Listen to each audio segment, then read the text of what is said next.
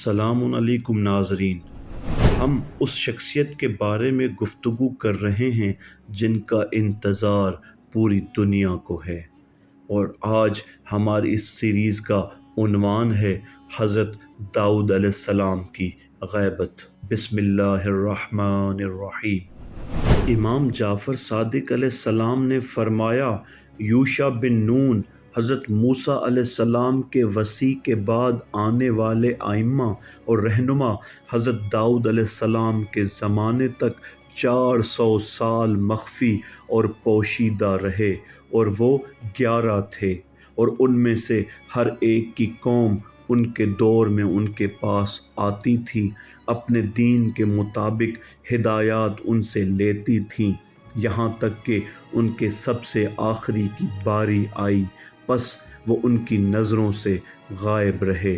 اس کے بعد ظاہر ہو گئے اور انہیں حضرت داؤد علیہ السلام کی آمد کی خوشخبری دی، اور یہ بتایا کہ داؤد علیہ السلام ہی کی وہ ذات ہے جو زمین کو جالوت اور اس کے لشکر سے پاک کر دے گی۔ ان کی کشائش اور فرج آپ کے ظہور سے وابستہ ہے۔ پس وہ ان کا انتظار کرتے رہے۔ جب داؤد علیہ السلام کا زمانہ آیا تو ان کے 4 بھائی تھے، اور ان کے والد نہایت بوڑھے تھے۔ حضرت داؤد علیہ السلام ان میں پیغام اور رسالت کے حامل تھے، اور اپنے بھائیوں میں سب سے چھوٹے تھے، جبکہ وہ لوگ اس بات سے انجان تھے کہ یہ وہی داؤد علیہ السلام ہیں جس کے وہ منتظر ہیں، جو زمین کو جالوت اور اس کے لشکر سے پاک کر دے گا، اور ان کے پیروکار یہ جان چکے تھے کہ وہ پیدا ہو گئے ہیں اور حد بلوغ کو پہنچ گئے ہیں، جبکہ وہ لوگ انہیں دیکھتے تھے اور مشاہدہ کرتے تھے، لیکن یہ نہیں جانتے تھے کہ یہ وہی ہیں۔ ایک مرتبہ طالوت نے جنگ کی تیاری کی تو حضرت داؤد علیہ السلام کے والد اور ان کے بھائی اس جنگ میں شریک رہے، لیکن حضرت داؤد علیہ السلام نہیں گئے، اور کہنے لگے، وہ اس صورت میں میرے خلاف کیا کر سکتا ہے؟ پس ان کے بھائیوں اور ان کے والد نے ان کا مذاق اڑایا۔ وہ اپنے والد کی بھیڑوں کو چرانے لے گئے۔ جب جنگ شدت اختیار کر گئی، لوگوں پر شدید سختی آ گئی، تو ان کے والد ان کے پاس آئے اور داؤد علیہ السلام سے کہنے لگے، اپنے بھائیوں کے لیے کچھ کھانا اور غذا لے کر جاؤ تاکہ وہ اس کے ذریعے دشمن پر قوت پا سکیں۔ حضرت داؤد علیہ السلام چھوٹے قد کے تھے اور ان کے سر پر بال کم تھے، لیکن دل کے پاک اور اخلاق کے لحاظ سے صاف ستھرے تھے۔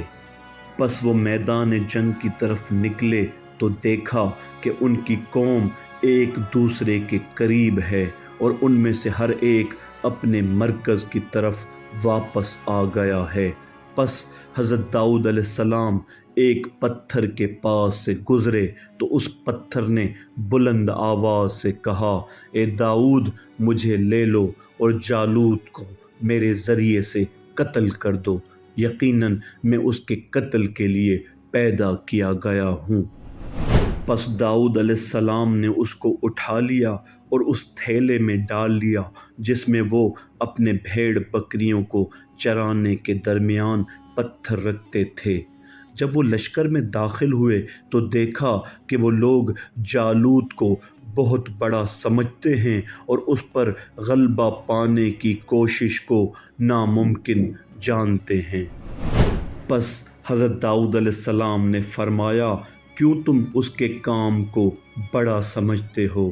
خدا کی قسم، اگر میں نے اسے دیکھ لیا تو اسے قتل کر دوں گا۔ پس وہ آپس میں ان کی باتیں کرنے لگے۔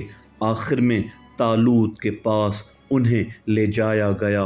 طالوت نے ان سے کہا، اے جوان، تمہارے پاس کتنی طاقت ہے اور تم نے اپنے کو کس طرح آزمایا؟ انہوں نے کہا، کبھی کبھی شیر میرے گلے کے بکریوں پر حملہ آور ہوتا تھا، اسے اپنے منہ میں دبوچ کر لے جاتا تھا، میں اس کا پیچھا کرتا تھا اور اس کا سر پکڑ کر اس کے دونوں جبڑوں کو کھول کر اپنے جانور کو اس کے منہ سے چھڑا لیتا تھا۔ اللہ تعالیٰ نے طالوت کو وحی فرمائی تھی کہ جالوت کو کوئی قتل نہیں کر سکتا مگر وہ شخص جو تمہاری زرہ کو پہن لے اور اس کے بدن پر برابر آ جائے۔ پس اس نے اپنی زرہ کو منگوایا اور داؤد علیہ السلام نے اسے پہن لیا تو انہیں برابر آ گئی، تو طالوت اس سے حیرت زدہ ہو گیا۔ اسی طرح بنی اسرائیل کے پاس جو لوگ اس کے پاس حاضر تھے وہ بھی حیران ہوئے۔ پس طالوت نے کہا، امید ہے خدا ان کے ذریعے سے جالوت کو قتل کر دے۔ جب صبح ہو گئی اور لوگوں کا آمنا سامنا ہوا تو حضرت داؤد علیہ السلام نے فرمایا، مجھے جالوت کو دکھلاؤ، اور جب انہیں دکھایا گیا تو انہوں نے اس پتھر کو لیا اور اس کو جالوت کی طرف پھینک دیا، پس وہ اپنی سواری سے نیچے گر پڑا۔ لوگوں نے شور کر دیا کہ داؤد نے جالوت کو مار دیا۔ اس طرح انہوں نے اپنا بادشاہ داؤد کو بنا لیا، یہاں تک کہ طالوت کا تذکرہ لوگوں میں ختم ہو گیا اور بنی اسرائیل حضرت داؤد علیہ السلام کے گرد جمع ہو گئے۔ اللہ تبارک و تعالیٰ نے زبور کو ان پر نازل کیا، انہیں لوہار کا کام سکھا دیا اور لوہے کو ان کے لیے نرم کر دیا۔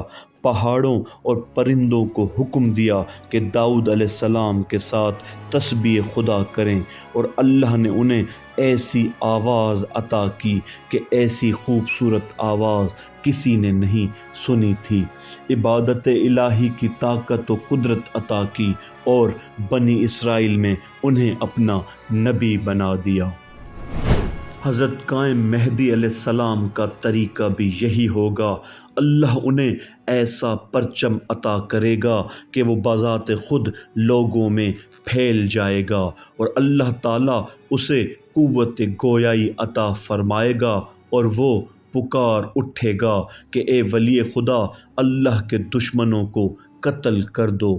ان کے پاس ایک ایسی تلوار ہوگی جو نیام میں پوشیدہ ہوگی، اور جب وقت خروج آئے گا تو نیام سے تلوار کو نکالیں گے، اور اسے بھی اللہ قوت گویائی عطا فرمائے گا، اور تلوار پکار اٹھے گی، اے ولی خدا خروج کرو، کیونکہ آپ کے لیے سزاوار نہیں ہے کہ اللہ کے دشمنوں کے مقابلے میں بیٹھے رہیں۔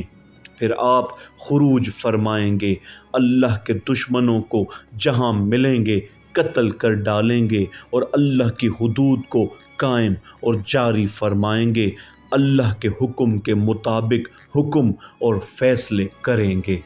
صدق اللہ العلی العظیم۔